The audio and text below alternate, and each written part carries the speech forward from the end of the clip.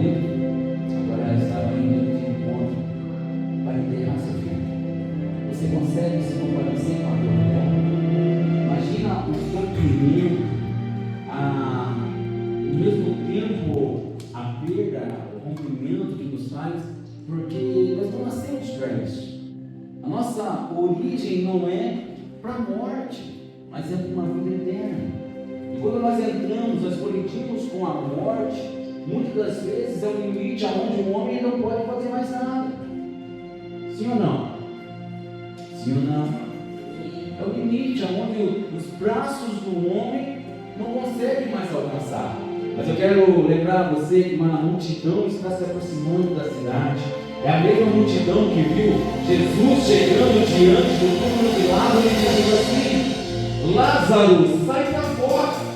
É a mesma multidão que está celebrando com ele milagres de provisões, que quando a multidão está esperando, na expectativa, porque está sem ter o que comer, uma palavra, há uma multiplicação e grande festa.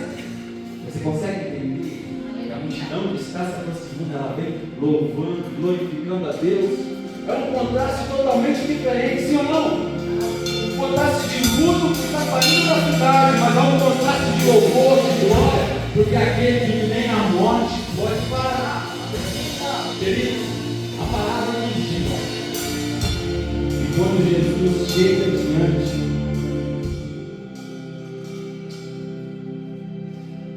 verso de número 13, diz assim: e vendo-a, o Senhor se compadeceu dela e disse: não chores. Sabe? Não chores. No verso de número 14 diz assim: chegando-se ao esquife, parando os que conduziam, disse: jovem, eu te mando, levanta-te. E sentou-se o que estiver a bordo, e passou a falar. E Jesus o restituiu à sua mãe. E todos ficaram possuídos de temor e glorificavam a Deus, dizendo: grande profeta se levantou entre nós. Deus visitou este povo, e essa notícia a respeito dele divulgou-se por toda a Judéia, por toda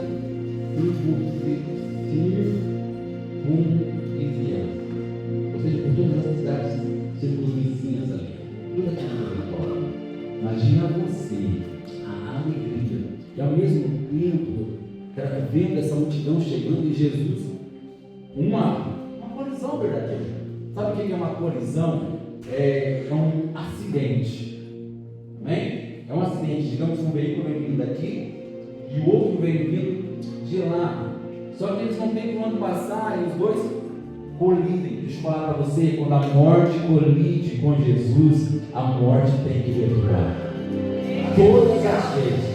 Eu vou citar 3 vezes que a morte tentou cruzar o caminho de Jesus, e na quarta, melhor, 3 vezes que me vem à memória aqui.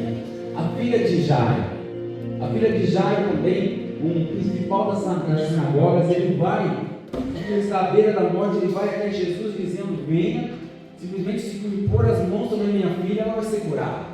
E a palavra diz que, indo Jesus à casa de Jairo, uma mulher se levanta da sua dor, da sua necessidade, presa a uma hemorragia de 12 anos. Repita comigo: 12 anos. 12 anos sofrendo uma hemorragia que não parava. 12 anos vendo jovens chegando, entrando no seu período de regra menstrual, saindo dele, jovens entrando, saindo, falando: olha, hoje é o dia do meu casamento. Sabe, vendo sonhos acontecerem, mas 12 anos ela aprisionada, gastando o dinheiro que tinha da família, mas não conseguia ser curada. 12 anos. E Jesus, ao passar pela cidade, ela diz assim: se tão somente tocar na hora do seu manto, eu serei curada. Ela se levanta do seu lugar, se posiciona, enfrenta um risco de morte naquela época. Uma mulher na condição dela, ao passar pelo meio do povo, ela era imunda, e se fosse pego naquele momento, reconhecida no meio do povo, ela era automaticamente apedrejada, com consentimento de todos os da sinagoga. Sabe? Imagina para você, na realidade daquela mulher, olhando o mestre vindo, ou o mestre no meio daquela multidão que o apertava, do lado dela o sumo, ou um dos principais dos sacerdotes, ou Jairo, da sinagoga. Jairo, ele tinha o poder de identificar ela e falar: olha, pode apedrejar, é a mulher que está há 12 anos presa na hemorragia. Jairo, ele tinha esse poder, mas ele estava indo para sua casa com quem podia resolver a sua situação. Imagina você com a resposta de cura para a sua casa, e de repente você está vendo que aquela mulher ela podia impedir o mestre que está vindo no meio do caminho, porque agora quando ela toca nele, ele está imundo. Mas deixa eu falar para você, o sistema do mundo não contamina Jesus, queridos. Não para o resultado, a projeção de Jesus. E a palavra diz que quando ele chega, aquela mulher ela é curada da hemorragia, ao tocar sai virtude. Você conhece a palavra. Ela naquele exato momento, sai virtude de Jesus e ela é curada. Estanca-se a sua hemorragia. Na casa de Jairo, uma jovem de 12 anos estava à beira da morte. Discípulos da casa de Jairo chegam e dizem para ele: mestre, ou Jairo, não incomode mais o mestre, a sua filha está morta. Morreu. Acabou. Mas lembra que aquele centurião que nós abrimos a história antes de chegar em Naim, ele viu, ou ele teve uma percepção que uma palavra podia mudar a história da vida dele. E Jesus, naquele exato momento onde os servos estão falando para Jairo não incomodar mais, desista, esse sonho não tem jeito, desista, isso ali não é para você, já acabou, sabe? Falando para ele, a pessoa que chega para você e fala assim: olha, esse sonho não é para você, isso não é para a realidade da sua vida hoje, chega. Você está entendendo, sim ou não? Jesus olha no olho de Jairo e diz assim: crê somente. Jairo, eu estou indo para a sua casa, mas crê somente. Quando Jesus chega na casa de Jairo, a palavra diz que zombaram dele. Riam dele, porque ele entrou dizendo: a menina somente dorme. Ninguém se acredita. Começaram a zombar de Jairo, o zombar de Jesus. Jesus faz todos sair da casa. Fica somente Jesus, os seus discípulos que estavam com ele, alguns discípulos que estavam com ele, o pai e a mãe da menina. E ele fecha a porta. Ele diz: Talita cumi, menina, levanta-te. Queridos, primeiro, contra a cena aí, aonde a morte teve que recuar, aonde a morte teve que sair de cena, com uma palavra, poder de uma palavra. Diante da segunda, a gente já até citamos aqui, a realidade de Lázaro, morto há 4 dias. Quando Jesus chega no território, aqueles que estavam com a família chorando, falando: não é esse. Por que ele não veio antes? Ele podia ter resolvido tudo. Não é esse que veio curando enfermos, se ele tivesse vindo, porque a realidade daquele povo se prendia no que dava esperança para ele, no que ele está fazendo agora.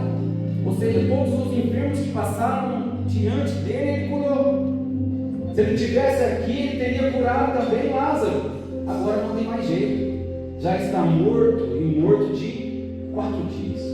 O morto de 4 dias já entrou em decomposição. Já entrou em decomposição. Tanto que a realidade, quando Jesus está diante da tumba, diante da pedra do sepulcro, as irmãs dizem assim: mestre, já cheira mal. 4 dias. 4 dias não é diante desse clima que nós temos aqui, não. Sabe, o morto, quando ele era enterrado, não era igual a gente tem aqui hoje, não. A gente vai lá, faz 7 palmos abaixo da terra, joga uma camada de terra sobre o caixão, a lápide ali, acabou. Não é neste clima que nós estamos vivendo aqui. Mas lá era uma venda na rocha, que eles compravam uma pedra para fechar e colocavam ele ali, tipo de balsamar.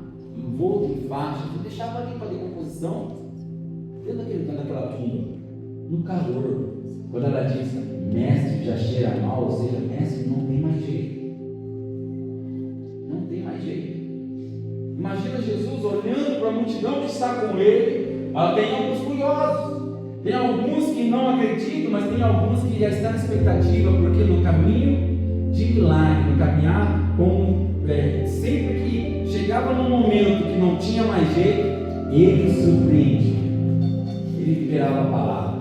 Todos estavam na expectativa, ele vai liberar uma palavra.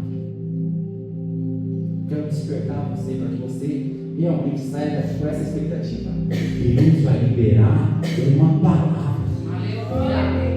É tudo que eu preciso. É de uma palavra.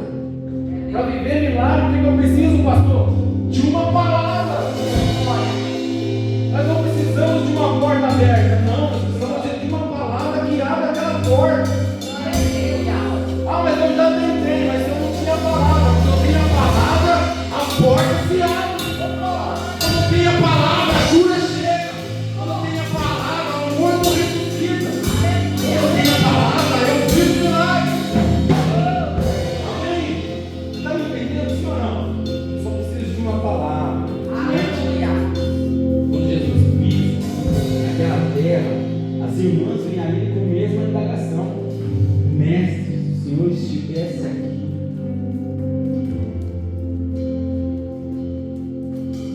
o milagre está contido em uma palavra. Antes de Jesus pisar naquela terra, ele diz: eu vou despertar Lázaro. Os discípulos interrompem ele e falam: mestre, mas se ele está dormindo, por que nós vamos lá? Acabaram de tentar nos apedrejar no território, por que nós vamos lá de novo? Nós vamos lá. Ele precisou falar claramente, porque Lázaro está morto. Eu preciso ressuscitar. Ele vai ressuscitar para a glória de Deus. Isso, uma palavra. Uma palavra. Mas aí em Naim foi diferente. Em Naim, quando Jesus está se aproximando da cidade, a percepção dele diante da figura da viúva chama a atenção, porque a palavra diz que ele se compadeceu dela. Não sabe, de ver aquele mundo, aquela grande multidão chorando, pranteando, vindo de encontro diante. Ele olhava as pessoas que estão na mesma expectativa do que ele vai fazer em Naim. Quem está vindo com ele está vendo milagre em toda a região. Em todo lugar que Jesus está pisando, está vendo milagre. Mas a expectativa de quem está vindo com Jesus é o que ele vai fazer em Naim. Vou falar para você, a expectativa sua tem que ser assim, o que Deus vai fazer na minha vida. Porque quando ele chega, o milagre acontece. Porque quando ele está à porta, querido, milagre acontece. Vai conseguir nada. Você não precisa simplesmente dizer que estou à porta e bato. Você precisa abrir a porta para Jesus entrar. Aleluia. E diante de Naim, Jesus ele entra num contraste diferente de todos os outros sacerdotes faziam. De todos os outros sacerdotes faziam. O sacerdote diante de um caixão, diante de um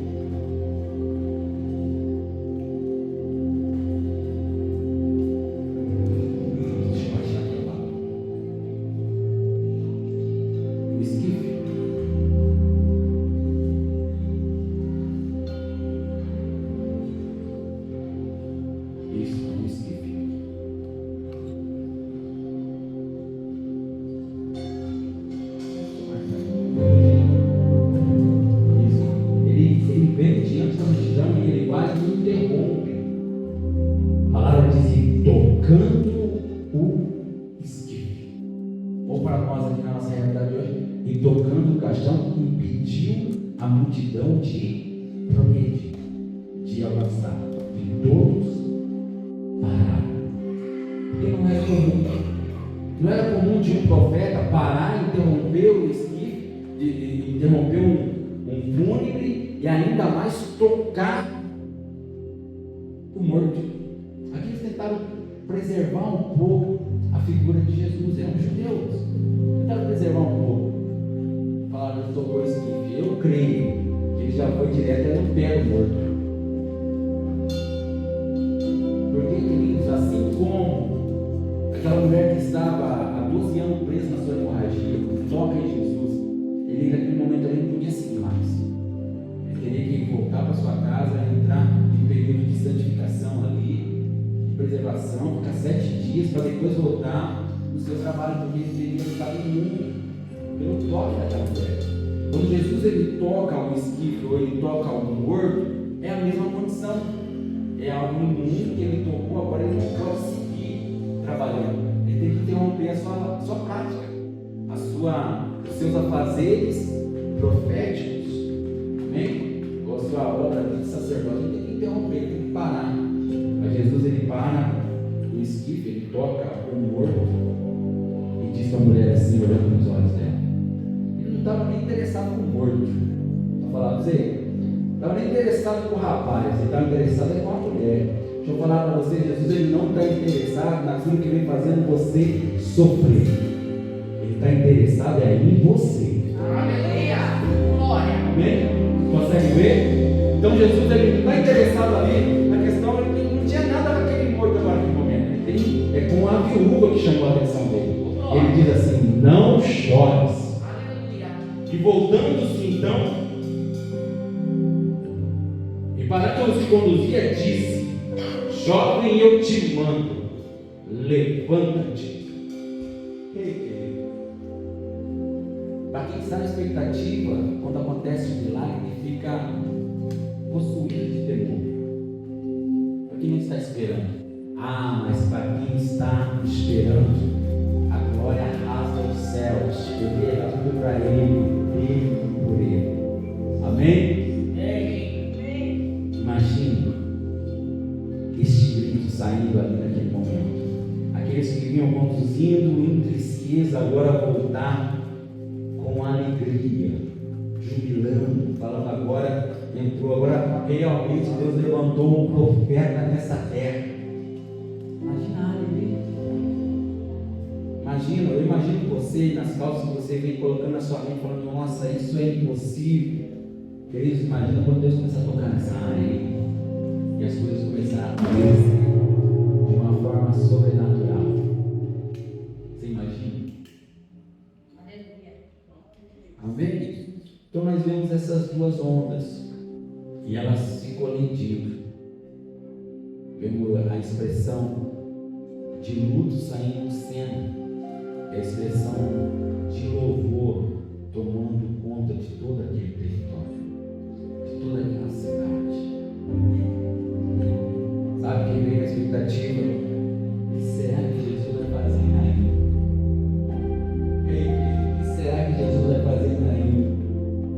Quem vem na expectativa? O que será que Jesus vai fazer ainda?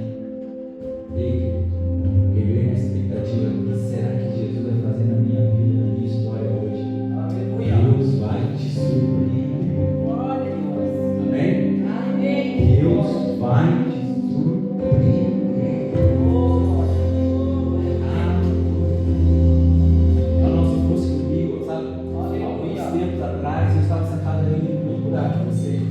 E até hoje, quando eu sinto para ser ministrado pela palavra por algum outro profeta, pastor, apóstolo, querido, a palavra vem na minha direção, eu não fico parado, não. Vou falar com você, Deus vai te surpreender. Amém? Deus vai fazer a sua história, a sua vida.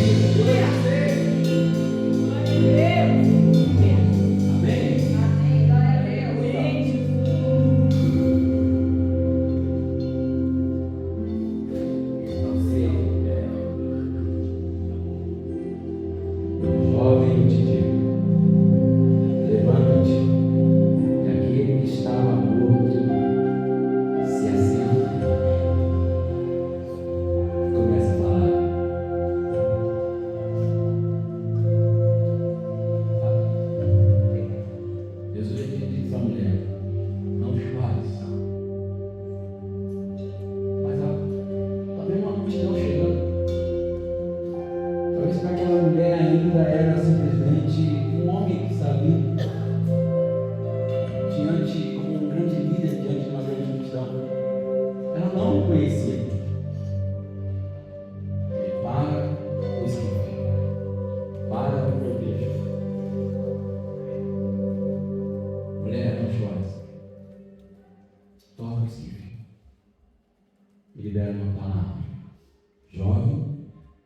levanta-te. A palavra diz que ele sentando-se, começa a falar. Eles, eu acredito que naquele momento, sentado diante, ou colocado ao chão, não sei como, conduziam ali na íntegra um cortejo fúnebre, mas eu acredito que ele era carregado como se fosse uma maca, não sei, uma caixa, não sei. Mas eu acredito que quando Jesus para, ele coloca no chão. Queria que você imaginasse a cena, aquele jovem se levantando, você sentando. Ele também não conhecia aquele que tinha liberado a palavra para ele: jovem, levanta-te, despertando ele novamente. Eu acredito que aquele jovem, naquele momento, ele busca o olhar da mãe, que era iluminada, sendo contida agora, trocando uma expressão de lágrimas de tristeza, mas para um choro de alegria. É assim quando Deus ele vira uma chave na minha vida, na sua vida, de um tempo, de uma fase onde era de luto, um tempo de alegria, onde, sabe, aquele choro da noite que vira, que a palavra diz assim: o choro ele pode durar uma noite, mas a alegria vem pela manhã. Sabe aquela mulher, ela estava nessa expressão, onde o choro dela era um choro de tristeza, mas de repente muda-se o choro para um choro de alegria.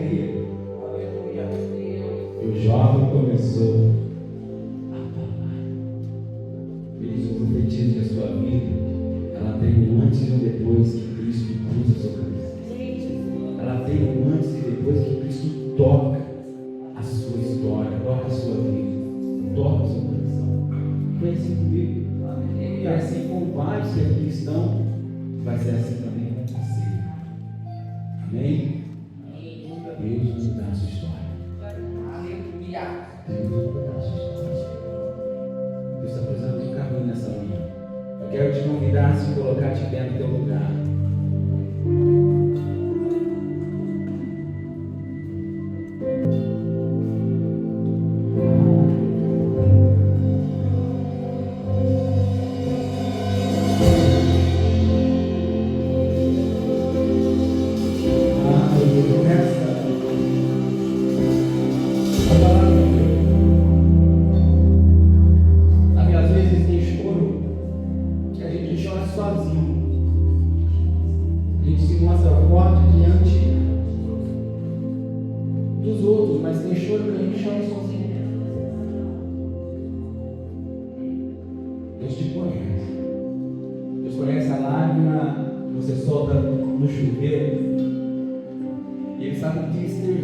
Discernir o que é a lágrima e o que é a água que está caindo do chuveiro.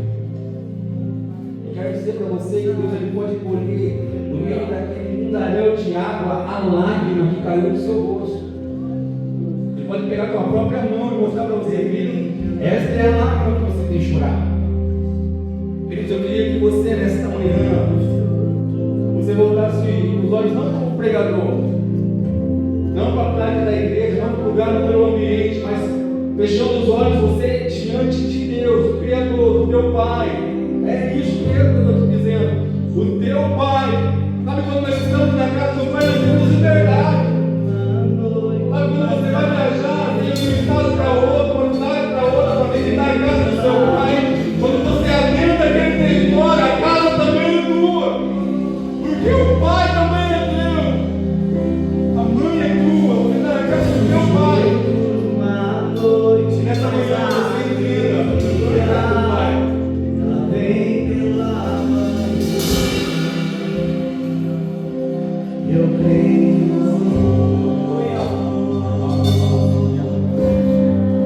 O choro dura uma noite, mas a alegria ela vem pela manhã. Eu creio, eu creio. O choro dura uma noite, mas a alegria ela vem pela manhã. Eu creio, eu creio. Ainda a viver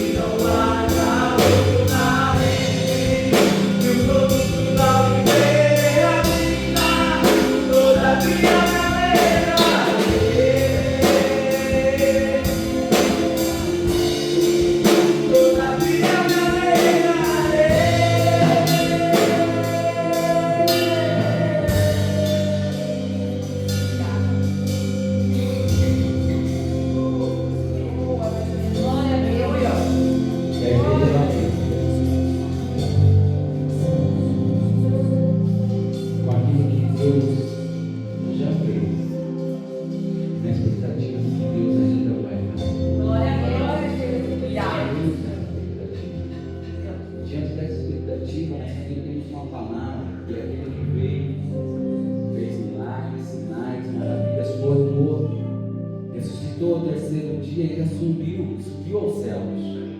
Ele deixou uma promessa para mim e para você, que ele voltará. Uma promessa que ele ainda faz, opera, e diante dos discípulos disse: olha, em meu nome vocês foram as mãos sobre enfermos e eles serão curados. Falarão em outras línguas. Se beberem algo mortífero, não te causará dano nenhum. Aleluia. Sinais, prodígios e maravilhas. Ele diz: obras maiores do que essa vocês farão. Aleluia. Ele diz: obras maiores do que essa vocês farão.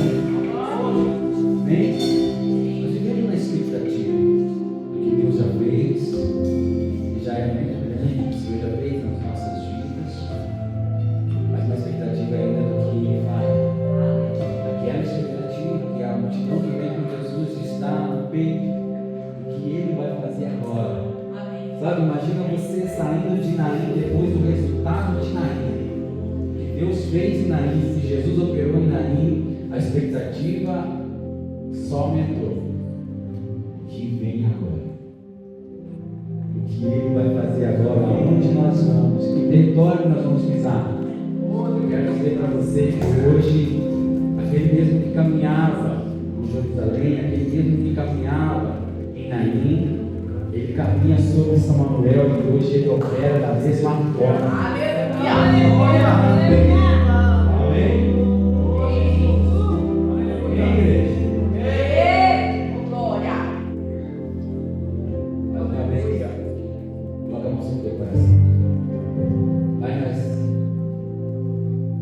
Ainda na tua presença nós colocamos, ó Pai, as nossas necessidades, seja ela, Senhor, em pensamento, seja ela em área, seja ela, Senhor, a expressão de semblante. O Senhor conhece. Pai, quando eu atendo a casa dos meus pais, eles conhecem como eu estou. Ele conhece se eu estou bem ou se eu não estou. Eles falam: filho, está tudo bem? Está precisando de alguma coisa? Pai, na tua casa o Senhor também conhece os filhos. O Senhor nos conhecia antes mesmo, Senhor, de sermos formados no ventre das nossas mães. O Senhor já nos conhecia. Senhor, não tem como fugir dos teus olhos. Nós fomos para a direita, ali o Senhor está. Vamos para a esquerda, ó Pai, ali também o Senhor está. Deus, nós subimos as nuvens, ó Pai, ali o Senhor está. E se descemos, ó Pai, até o mais profundo dos mares, assim como o Senhor encontrou Jonas no ventre do peixe, ali o Senhor está. Senhor, nós cremos que nada foge das tuas mãos. Senhor conhece as nossas necessidades e eu te peço, nessa manhã, ó Pai, Senhor, dobre sobre as nossas vidas. Senhor, nos desperte como filhos, como discípulos amados. Senhor, mude a nossa realidade. Faz de novo, Espírito Santo. Faz de novo. Faz de novo. Muda, Senhor, ó Pai, o tempo da dor, o tempo, ó Pai, de muita alegria.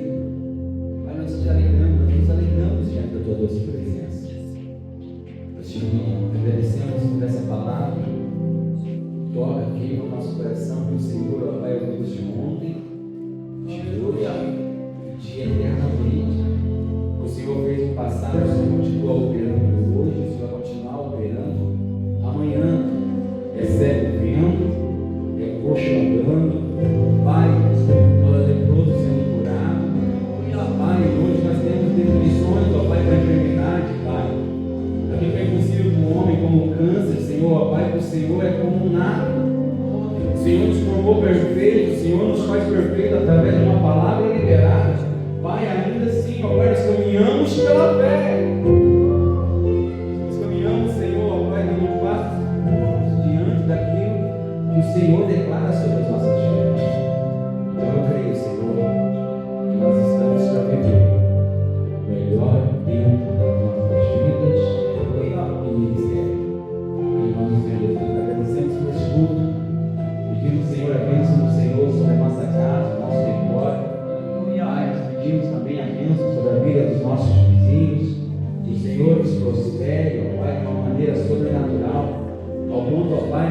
deles poderem, ó Pai, terem viagens, ó Pai, a todo o Brasil, ou fora do Brasil. Pai, que eles possam prosperar, ó Pai, e quando eles olharem, ó Pai, e verem o que mudou, foi a presença de Deus no nosso território. Eles se convertam, ó Pai, que eles possam viver a expressão do amor do Senhor, ó Pai, ainda nas suas vidas. Eu peço, Senhor, que todas as cadeias, certas de Satanás, sejam quebradas, todas as correntes, ó Pai, que amarram, ó Pai, essas vidas, sejam quebradas, ó Pai, no dia de hoje, nessa manhã. Nós te pedimos, Espírito Santo, que todo pacto feito, ó Pai, em encruzilhadas, pactos, ó Pai, feitos em terreiros, obras de magia negra, ó Pai, sejam desfeitas neste momento. Pai, obras feitas para separar casais, sejam desfeitas neste momento. Nós te pedimos, Espírito Santo, visita, Senhor, todo o nosso território. É onde o Senhor achar, ó Pai, obra, Senhor, feita ali, em direção de alguém, ó Pai, que o Senhor movendo, ó Pai, tudo que era para mal, para a bênção, é o que eu te peço, em nome do Senhor Jesus. Nós te agradecemos por este culto, agora nós direcionamos toda a honra e toda a glória ao Senhor. O Senhor quem fez, o Senhor quem recebe glória. Em nome do Senhor Jesus, estenda suas mãos. Yevarei Adonai Vishpolei. Issa Adonai a palavra eleita vem comigo. Issa Adonai a palavra eleita. Yezelehá. Shalom. Que o Senhor te abençoe e te guarde. Que o Senhor levante o rosto sobre ti e tenha misericórdia de ti. Que o Senhor levante o rosto sobre ti e te dê a paz. Deus nos abençoe. Amém, queridos? Dê um abraço à pessoa que está do outro lado. Eu queria pedir para a Paula e a pastora Lívia